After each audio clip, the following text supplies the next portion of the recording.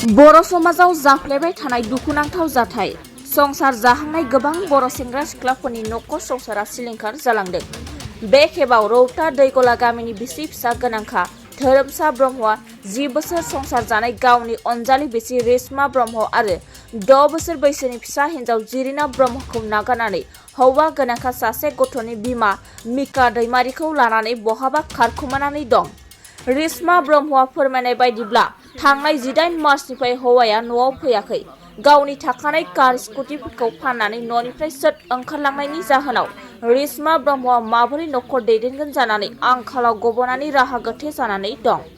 आखायाव रांखावरि थाखा फैसा गैयै रेशमा ब्रह्मखौ बिबायनानै जानांनाय थासारि खालामनानै गालांबाय होननानै नसुंसेनि सुबुंफोरा फोरमायदों।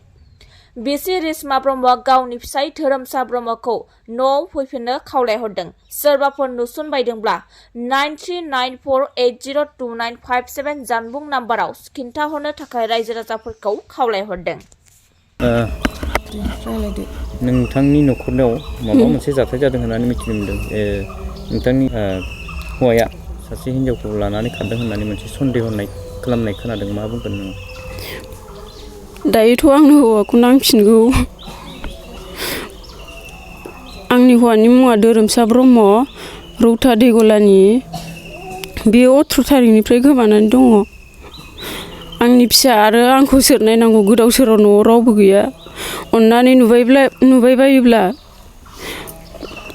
आंनि कन्टेक्ट नाम्बाराव कल खालाम। कन्टेक्ट नाम्बारखौ होना होगोन। फिसा सासे दं आंहा। सोरनानै गोदाव सोराव जानानै दङ आङो। नोंनि फिसाया खै बोसोर? आंनि फिसाजोआ 6.5 बोसोर जाबाय।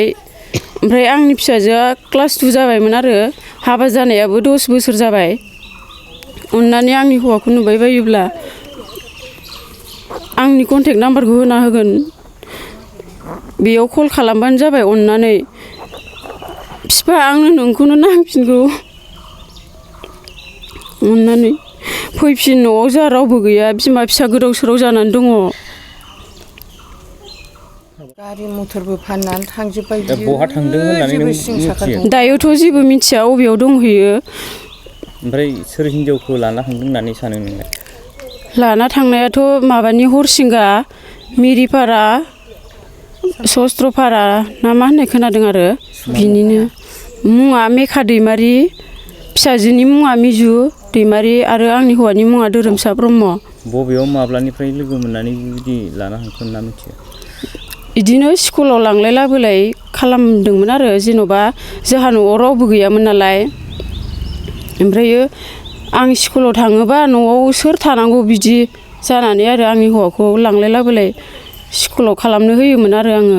बे फिसाजोखौ बे समावनो बिसोरो बिदि लामायाव थांदों जानांगौ आरो आंनि साननायाव।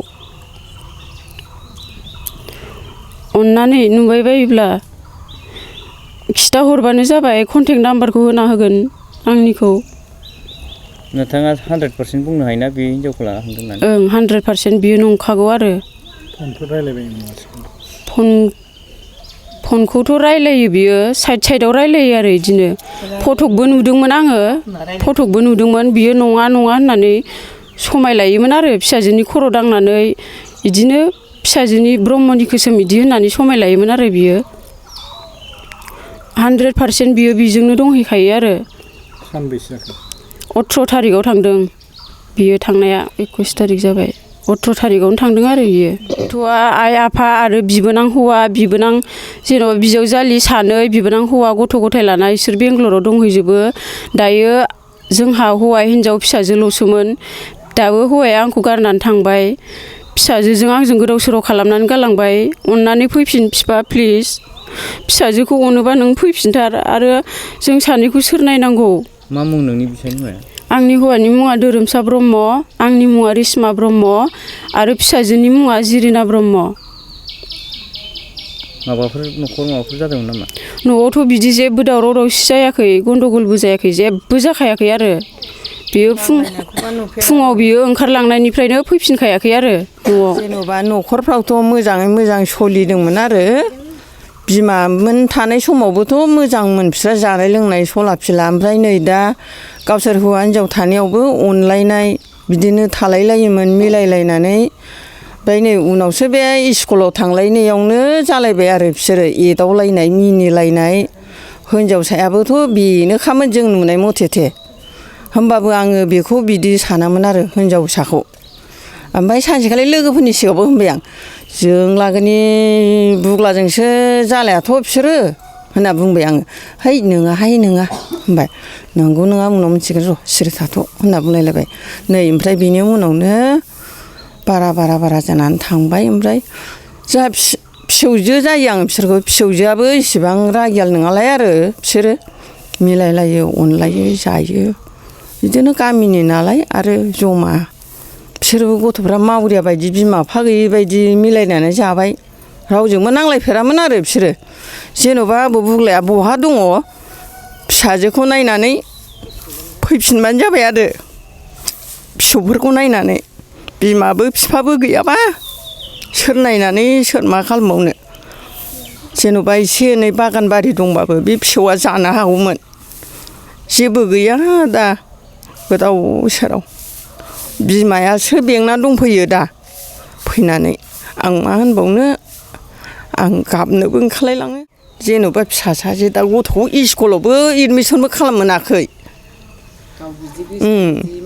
एडमिसनबो खालामाखै फिसाखौ गोदाव सोराव दा जेन'बा जोंहा आबैया एसे एनै फिथाइ सामथाइ दंबा बोख्लाय बोख्लि खालायनानै फिसौखौ फोरोंनोबो हागौमोन आरो फिसाफोरखौ दा जेबो आलाय फालाय गैया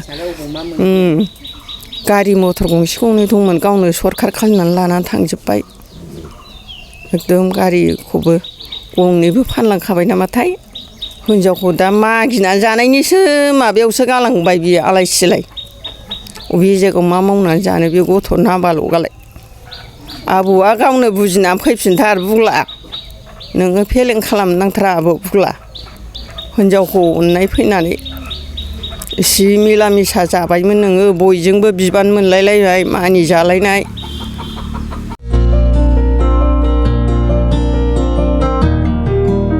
उदालगुरि नोगोरनि शंकरदेव मिशन हाई स्कुलनि साखाथियाव थानाय रिगिरिगां दख'ना गलायाव लफाय एफ&एफ महर ब्रेन्ड बिबार ब्रेन्ड आर'नाइ ब्रेन्ड जुरिपाट माथानि बायदि बायदि रोखोमनि दख'ना आर'नाइ ब्लाउस फालि आरो बर'नि साबसिन हामसिन आगरनि जिफोरखौ हलसेल आरो रिटेल मोन्नैबो बेसेनाव बायनो हागोन बेनि थाखाय नोंथाङा 7896313108 एबा 8471820909 जानबुं नाम्बाराव सुलाद लानो हागोन।